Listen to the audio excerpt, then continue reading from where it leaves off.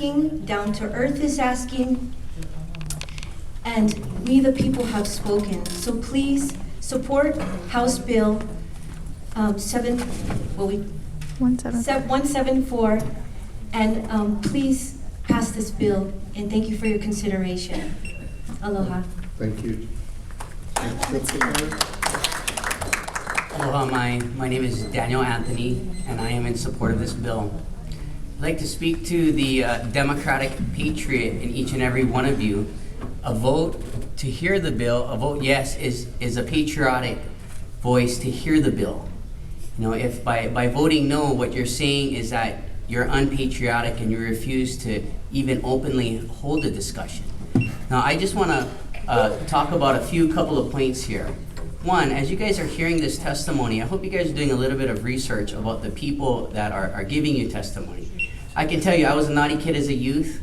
I stole some money from my auntie. My auntie is now Senator Maile Shimabukuro. You know, life is long. I think you should look at the companies that are voting against this, and you'll find out that these guys are known around the world for ruining our environment.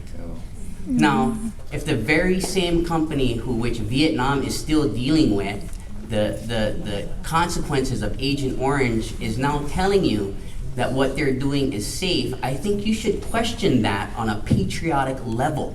This is when the same people come multiple times with the same sweet story, but in the end, they fail to really show substance. The second thing is that these are some of the wealthiest corporations in the world. Let me tell you, if they're telling you about cost, Gangi, come to my house. I'll tell you guys about cost savings, okay? So that's, I feel, very important. Thirdly, when you look at the type of farmers that they're supporting, and if they say small businesses are the heartbeat, the soul of America, well, small farmers are the original blood and sweat of this country. And I'm talking about free farmers, free with the choice. Now, these corporations take away that choice and they take away that freedom to be an American, that freedom to be a human being in America is at stake when I take my children to the store and I cannot teach my children how to make the best decision. Now, I ask you this question. If there are GMO corns not for human consumption and GMO corns for human consumption, and you were to both have the corn seed in front of you, how would you be able to tell which was for human consumption and which wasn't? I can tell you, every single kernel is labeled at these factories because the Monsanto scientists themselves, just by looking at the kernels, would not be able to tell the difference. Every seed corn is how these guys are paid. It is already labeled. Now, when it comes to labeling, I will summarize this very quickly. When it comes to labeling, guys, it's simply a change. Your diaper is dirty. Change the diaper.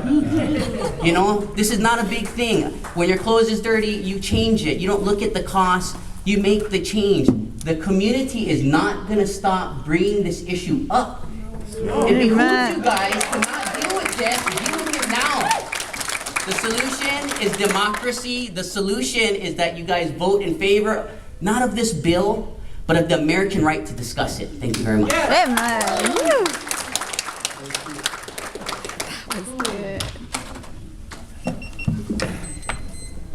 Aloha Chair, aloha Vice Chair, and committee members. My name is Jerry DiPietro. I'm a volunteer with Hawaii Seed and GMO-free Kauai. Consumers have the right to know if their food is produced with genetic engineering. Labeling and complete bans are standard practice in many countries. As a matter of fact, the United States is one of the last countries to address this issue. And one thing the chemical corporation folks, these chemical corn guys, fail to mention when they talk about the hardships of labeling is that the Hawaiian papaya, the rainbow GMO papaya, is labeled before it even leaves our state when it goes to Japan.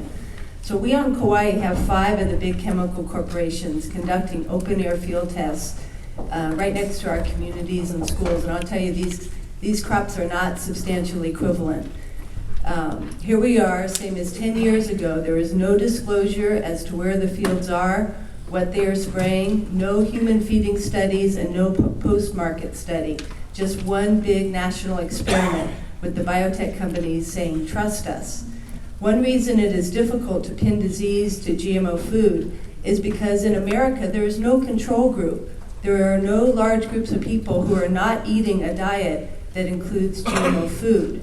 When you look at health and eating habits of Americans, how would we know for sure if GMO has a link to obesity, heart disease, diabetes, allergies, attention deficit, and reproductive issues? For sure there is an epidemic of poor health, and for sure there is an epidemic of people eating transgenic foods with viral promoters and antibiotic resistance, but not one good study. How very disappointing for our country. It really saddens me to see us, the world, at the start of a new millennium with the herbicide industry as the beneficiary of the food supply.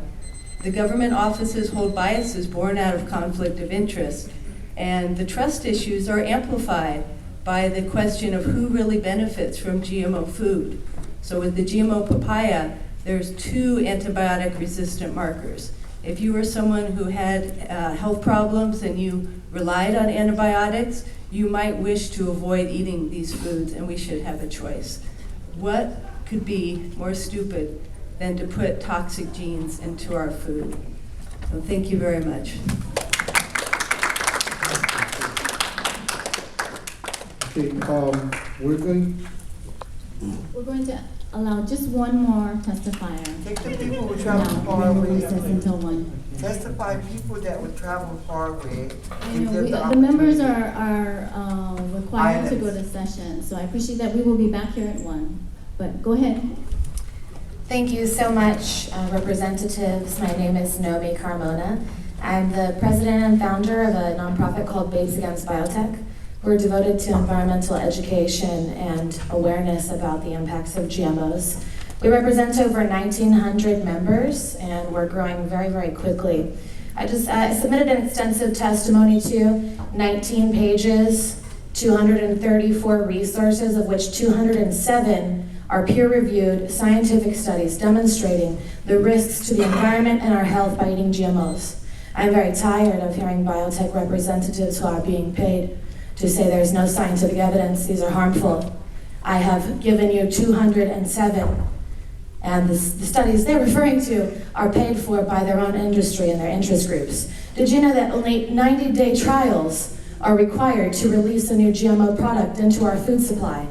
These GMOs have been found in numerous animal studies to show generational effects in the 2nd and 3rd generations that are very serious, including sterility, infertility, endocrine disruption, cancer, cancerous tumors, organ enlargement, problems with protein and cholesterol synthesis, and problems with the kidney, liver, and spleen, as well as the digestive system as well. So we're not playing. We have a right to know.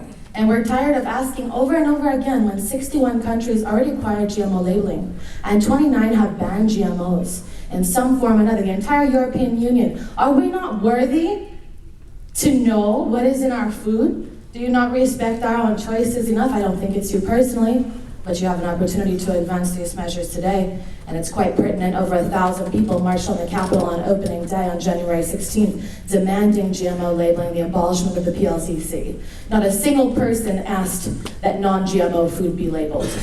Not a single person. We want GMO foods labeled.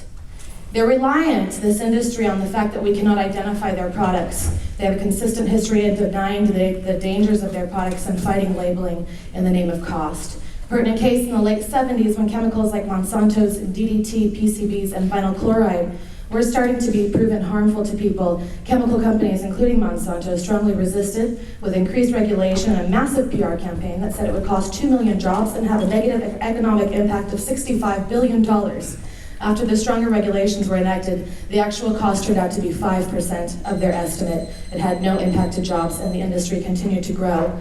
I've attached in my testimony to you a study analysis of 4 major studies that are independently funded about the cost of GMO labeling, and 2 industry funded. You can see the industry funded are greatly over exaggerated, but if you summarize all of them together, it's about $5 per capita, so $5 per person per year on average to increase that. Vegetarians and vegans alone need to know what is in their food and if it has animal genes. I'll do my best to wrap this up quickly. They've collected themselves with $45 million to fight GMO labeling in California. I don't want to hear they don't have the money to tell me that GMOs are in my food.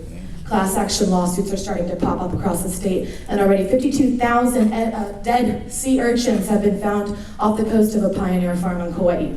So the sea urchins are the canary in the coal mine of the ocean. How long are you going to wait? They're the most endangering and invasive species of all, and there may be no recuperation. We may never be able to grow food on the land they're growing on right now. This is the most pressing issue in Hawaii today. They're irresponsibly releasing highly controversial new life forms of highly questionable ethics in regard to health and environmental safety. They've been exiled from dozens of countries, and the damages are piling up. Without proper labeling, we cannot trace the effects here. Our Hapai mothers should be able to choose whether or not they want to be like the mothers in Canada who had 84% of their fetal blood contaminated with Bt pesticide and 96% of the mother's blood. And Okay, for can you start to summarize? Please? Absolutely, absolutely. I think I've said almost everything I want to say, except for families who are struggling with affording food, they may want to consider not donating tens of thousands of dollars to politicians and lobbying efforts. Mahalo.